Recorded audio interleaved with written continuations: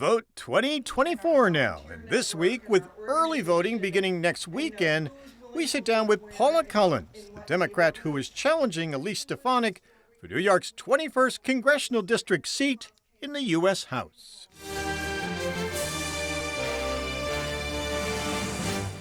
We're joined now by Paula Collins. Welcome. It's nice to have you here. Thank you so much. For those voters who don't know you, introduce yourself and tell us a little bit about yourself. Oh, absolutely.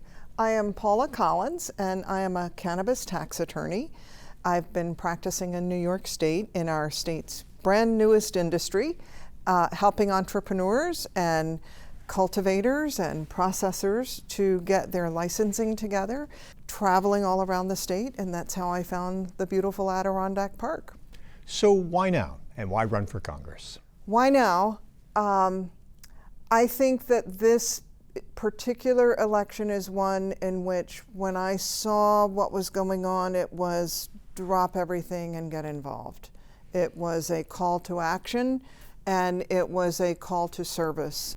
You know, I was asking around who is running against Elise Stefanik, and my intention in asking that, I was asking a number of friends, hey, what's going on? And what my intention was to then throw all of my volunteer support behind that individual. And when I discovered that there was no viable candidate at the time, I thought, well, that's my call to action. Your law firm is based in New York City in Manhattan. So why run for office for Congress primarily up here in the North Country? Obviously, the 21st is a huge district with 15 counties, but why the 21st? Why not focus closer to New York City? Well, as I say, it's a call to action. It's also, I was working in a lot of different areas, you know, as I say, talking to cultivators, talking to various people all throughout the state, because as you know, the cannabis law related to the entire state, a lawyer is licensed by the state, not by a city. And for that matter, New York election law is such that a person really could live anywhere within the state and run for Congress. You moved up here to the 21st District just a few months ago, just about the same time you declared that you were jumping into the race in February? That's right. And you live over in St. Lawrence County, DeKalb Junction, which is very close, the next town over from Canton? Right, exactly. Are you getting pushback from voters who think that anyone who runs for Congress should either be a longtime resident or someone who has voted in the district that they want to represent? I would say roughly 1 out of 100 will come up and say, well, what's going on with this? The reality is the district is very, very large, 15,000 square miles. And so that question, while it is very, very important to the voter who wants to have their congressperson from just down the street, when you look at it, it's really an impossible task to do in a district that's geographically as large as New York 21. And if voters raise that point, what do you say to them? Well, I explained to them that I've been working in and around this area for a couple of years, and so I do know the issues, and I am aware of the pulse. And I would like to gather their voices into a unified chorus and represent them in Congress. No Democrat has won this seat in the 21st District in more than a decade, since Bill Owens back in 2012. So why take on a 5-term incumbent who is popular and who has such a high ranking in the U.S. House now? Why take on that challenge? Well, I don't see any reason to not challenge somebody or to back away from it and assume, well, that person has been in that office, now going into the 6th running for that office, and to therefore back away and say, oh, it's a foregone conclusion. For that matter, Elise Stefanik herself said she would run 5 times. So she's on overtime. She's on overtime in many ways, in that the voters very clearly elected in 2014 a moderate conservative or a conservative Republican, or however you want to put it. She was not as extreme as she has become. And that was before the MAGA movement really took a foothold in our nation's discourse. And so a lot has changed.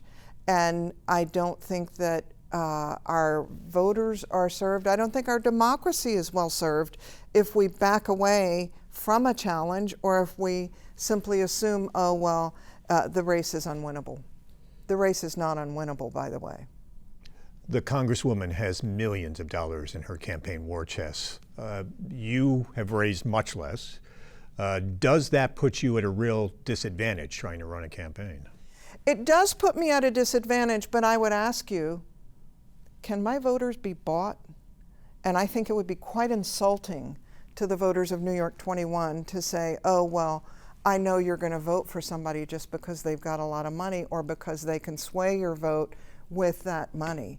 So the voters that I've met in New York 21 really couldn't care less who has $6 million or $9 million and who is struggling just to put gas in the car. They really want somebody who's authentic. The Democratic National Committee is backing you in your campaign, but do you wish they were making your race in the 21st District more of a priority? Oh, absolutely. I mean, what candidate would not want to be made a priority?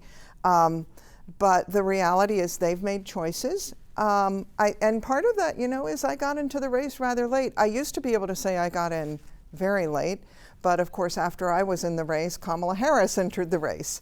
But, you know, the DNC made its choices, and that is the way it is. Now, there are three ways that we're going to win this race. One is, of course, the traditional way of getting more than 50% of the vote.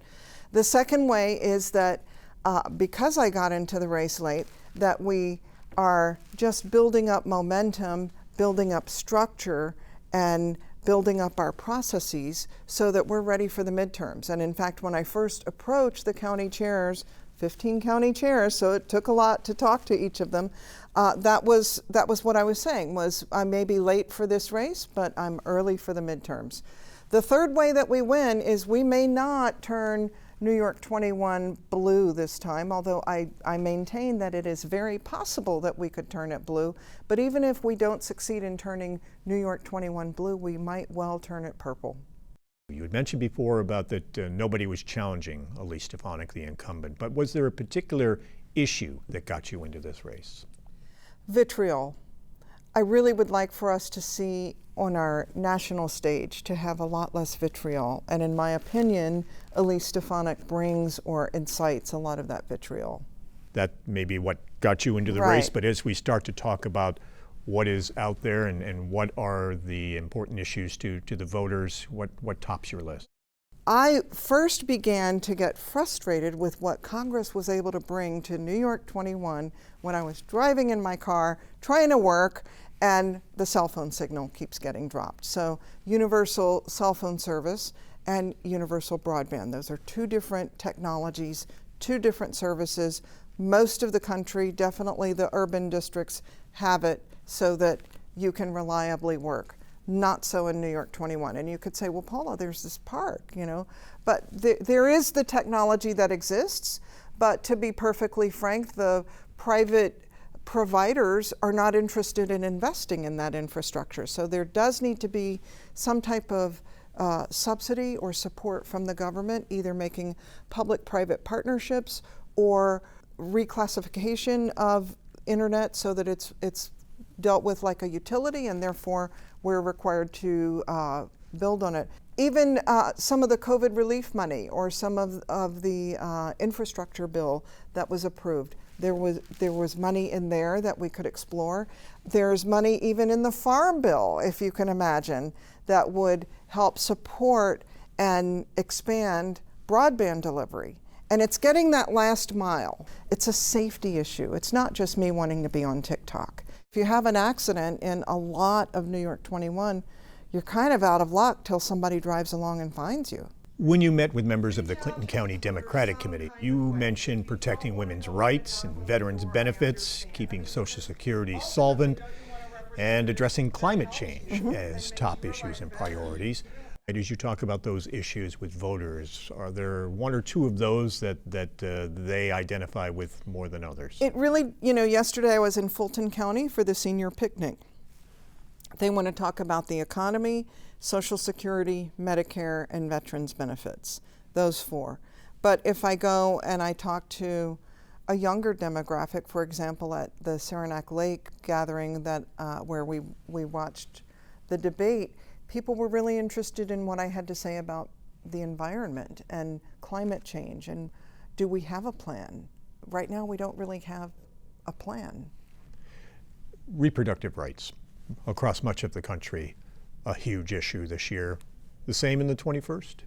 It is, and I will say that it is still divisive. I will meet voters who I'll tick off several things and they're like, yeah, I'm with you, yeah, I'm with you, yeah, I'm with you. And I get to reproductive rights and they're like, oh, sorry, can't. So I'm aware that it is still divisive, but I would encourage voters to look at it not just as an abortion measure or not just a position on abortion. We're not just looking to prevent the abortion bans that are rolling out across the country, although that's certainly vital, but we're also looking at women's health. You mentioned Kamala Harris getting late into the race. You got in a little late in February. She got in even later. With her becoming the Democratic nominee for president, has that helped your campaign?